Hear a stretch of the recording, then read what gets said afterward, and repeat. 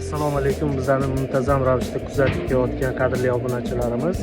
Hozirda bizni zavodimizda yerlarni maydalab, tekislab, ekishga tayyorlaydigan diskli baranalar ishlab chiqarilyapti.